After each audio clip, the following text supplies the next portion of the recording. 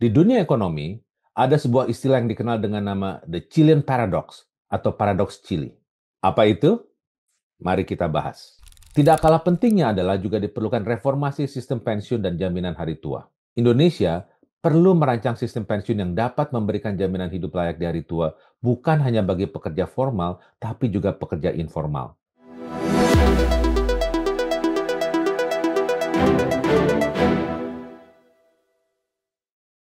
Halo semua, selamat datang kembali di podcast Linomics. Saya Fahlino Suib, dan di sini kita ngobrol santai tapi serius soal ekonomi Indonesia dan peran kita di dalamnya. Sering kita dengar bahwa ekonomi Indonesia tumbuh baik. Pendapatan domestik bruto atau PDB terus meningkat, investasi terus bertambah, dan pengangguran turun. Tapi di saat yang sama, kalau kita melihat dompet kita sendiri, kita sering bertanya-tanya, kok hidup rasanya makin sulit ya? Harga kebutuhan pokok naik, biaya pendidikan dan kesehatan terasa mencekik, sementara gaji rasanya jalan di tempat. Jika Anda merasakan itu, Anda tidak sendirian. Di episode kali ini, kita akan membahas topik yang menyentuh kehidupan kita sehari-hari, yaitu kesenjangan ekonomi.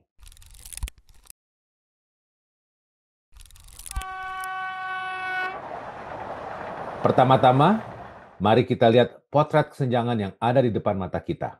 Di dunia ekonomi, kesenjangan dilihat dengan ukuran yang dinamakan Gini rasio. Secara resmi, Badan Pusat Statistik mencatat tingkat kesenjangan atau ketimpangan di Indonesia. Yang diukur dengan Gini rasio tersebut saat ini berada di angka 0,375 per bulan Maret 2025. Angka ini sedikit membaik dibandingkan sebelumnya. Dan angka di bawah 0,4 sering dianggap sebagai ketimpangan sedang. Tapi, apa artinya di kehidupan nyata? Artinya, kue ekonomi nasional kita meski makin membesar, tapi pembagiannya masih belum merata. Kalau kita lihat, sebenarnya ada 3 lapis kesenjangan yang nyata. Kesenjangan pertama, antara golongan mampu dan tidak mampu. Kenyataannya, kelompok 20% terkaya di Indonesia menguasai hampir setengah dari total pengeluaran nasional. Sementara, 40% kelompok terbawah hanya menikmati sebagian kecil saja. Sehingga, jurang pemisah antara golongan mampu dan tidak mampu semakin dalam. Kesenjangan kedua adalah antara kota dan desa. Pembangunan dan peluang kerja masih sangat terpusat di kota-kota besar seperti Jakarta dan Surabaya, sehingga ini memacu urbanisasi. Namun, urbanisasi seringkali hanya memindahkan kemiskinan dari desa ke kota, sehingga menciptakan kantong-kantong kemiskinan baru dan masalah sosial baru. Kesenjangan ketiga, dan ini yang paling krusial, tekanan pada kelas menengah. Kelompok yang sering disebut tulang punggung ekonomi ini justru merasa paling terjepit. Mereka membayar pajak, tapi merasa tidak mendapat imbal balik yang setimpal dalam bentuk layanan publik berkualitas seperti pendidikan dan kesehatan. Situasi inilah yang membuat kita perlu waspada. Karena ada negara lain yang sudah lebih dulu mengalami ini. Tumbuh pesat di atas kertas, namun berakhir dengan ledakan sosial, yaitu di negara Chili di Amerika Latin. Di dunia ekonomi, ada sebuah istilah yang dikenal dengan nama The Chilean Paradox atau paradoks Chile. Apa itu? Mari kita bahas. Secara sederhana, The Chilean Paradox adalah istilah yang digunakan untuk menggambarkan situasi kontradiktif di Chili selama beberapa dekade, di mana negara tersebut mencapai kesuksesan ekonomi makro yang luar biasa. Pertumbuhan PDB tinggi, kemiskinan turun, dan adanya stabilitas ekonomi. Namun, pada saat yang sama, menghasilkan tingkat ketimpangan sosial yang sangat tinggi serta ketidakpuasan publik yang mendalam. Jadi, di balik angka-angka fantastis pertumbuhan itu, ada bom waktu di mana meski negaranya semakin kaya, rakyatnya merasa semakin tidak sejahtera dan tidak adil. Hal ini dijelaskan oleh Sebastian Edwards dalam bukunya yang berjudul The Chile Project, The Story of the Chicago Boys and the Downfall of the Neoliberalism. Di dalam bukunya, Sebastian Edwards menjelaskan, The Chilean Paradox adalah paradoks di mana terjadi hal kontras antara cerita sukses di atas kertas dan realitas frustasi yang dirasakan oleh sebagian besar warganya. Kelas menengah Chile yang bekerja keras dan membayar pajak merasa dikhianati. Mereka menanggung beban negara, tapi tidak bisa mengakses layanan dasar yang terjangkau.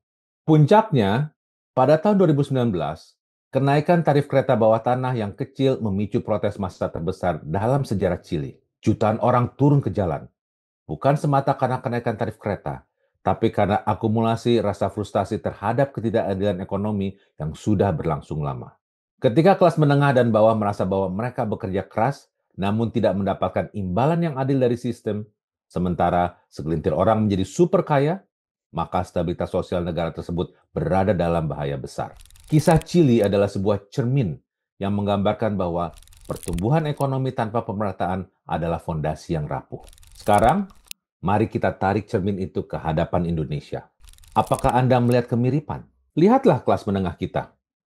Banyak keluarga harus berutang atau menguras tabungan demi mensekolahkan anak di sekolah yang bagus. Saat sakit, pilihan yang ada adalah antri panjang di fasilitas publik yang terbatas atau membayar mahal di rumah sakit swasta.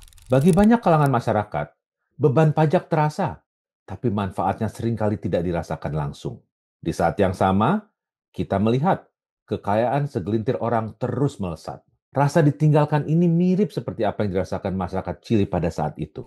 Para ekonom menyebut Indonesia beresiko mengalami Indonesian Paradox, sebuah resonansi dari apa yang terjadi di Chili.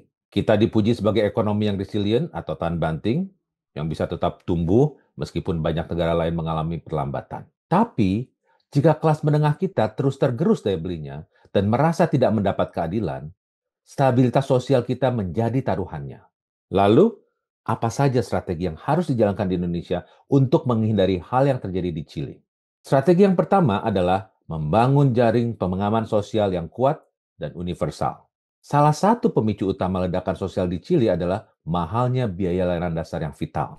Indonesia perlu memastikan layanan ini tidak menjadi barang mewah, melainkan hak warga negara. Di sini tentu termasuk diantaranya misalnya pendidikan berkualitas dan merata. Presiden Prabowo telah memulai langkah ini dengan membangun sekolah-sekolah rakyat untuk mereka yang berasal dari ekonomi lemah dan sekolah unggulan Garuda untuk mempersiapkan talenta unggul. Lalu, hal penting lainnya adalah dengan menyediakan sistem kesehatan universal yang andal. Program jaminan kesehatan nasional harus terus diperkuat, baik dari sisi cakupan maupun kualitas. Fasilitas kesehatan di daerah terpencil harus ditingkatkan agar tidak terjadi ketimpangan akses antara kota besar dan daerah lainnya. Tidak kalah pentingnya adalah juga diperlukan reformasi sistem pensiun dan jaminan hari tua. Indonesia perlu merancang sistem pensiun yang dapat memberikan jaminan hidup layak di hari tua bukan hanya bagi pekerja formal, tapi juga pekerja informal, agar dapat mencegah kemiskinan di kalangan lansia. Strategi kedua adalah menciptakan pertumbuhan ekonomi yang inklusif. Dalam hal ini, pertumbuhan ekonomi harus dirasakan manfaatnya oleh banyak orang, bukan hanya terkonsentrasi pada segelintir elit atau sektor tertentu. Misalnya, dengan memberlakukan kebijakan pajak yang lebih progresif, yaitu sistem perpajakan yang lebih adil, di mana kelompok berpenghasilan sangat tinggi dikenakan tarif pajak yang jauh lebih besar. Lalu, sesuai dengan program andalan Presiden Prabowo dalam hal hilirisasi. Di sini perlu ditekankan adanya hilirisasi yang berkeadilan. Program hilirisasi sumber daya alam misalnya, harus dipastikan memberikan manfaat maksimal bagi masyarakat lokal dalam bentuk lapangan kerja yang layak, transfer teknologi, dan dana bagi hasil daerah yang digunakan untuk pembangunan. Selain itu, dampak lingkungan harus dikelola dengan sangat ketat untuk menghindari bencana ekologi. Strategi ketiga adalah memperkuat kontrak sosial dan kepercayaan publik. The Chilean Paradox yang terjadi di Chili juga dipicu oleh runtuhnya kepercayaan masyarakat terhadap pemerintah dan institusi. Rakyat merasa sistem yang ada hanya menguntungkan elit. Sehingga, untuk menjawab tantangan ini, diperlukan pemerintahan yang bersih dan transparan. Lalu, regulasi yang melindungi konsumen dan pekerja. Misalnya, negara harus melindungi warganya dari praktek pasar yang tidak adil. Tidak kalah pentingnya, negara harus hadir dan pemerintah wajib mendengarkan aspirasi publik. Di mana di sini perlu diciptakan ruang-ruang dialog yang sehat dan benar-benar mendengarkan keluhan serta aspirasi dari berbagai kelompok masyarakat, termasuk kelas menengah yang merasa paling terbebani. Perasaan didengarkan sangat penting untuk menjaga stabilitas sosial. Jadi, kesenjangan ekonomi di Indonesia bukan lagi sekedar angka Gini rasio dan kesenjangan ekonomi bukanlah masalah sepele. Ia adalah retakan kecil yang jika dibiarkan bisa meruntuhkan seluruh bangunan. Pelajaran dari The Chilean Paradox sangat jelas. Mengabaikan rasa keadilan demi mengejar angka pertumbuhan adalah strategi yang sangat berbahaya. Dalam hal ini, pemerataan adalah syarat agar pertumbuhan ekonomi bisa berkelanjutan. Karena pada akhirnya, ekonomi yang sehat adalah ekonomi yang mensejahterakan semua warganya, bukan hanya segelintir saja. Kalau kamu suka episode ini, jangan lupa follow, beri rating, dan bagikan ke teman-temanmu. Sampai jumpa di episode berikutnya. Saya Fahlino Sui.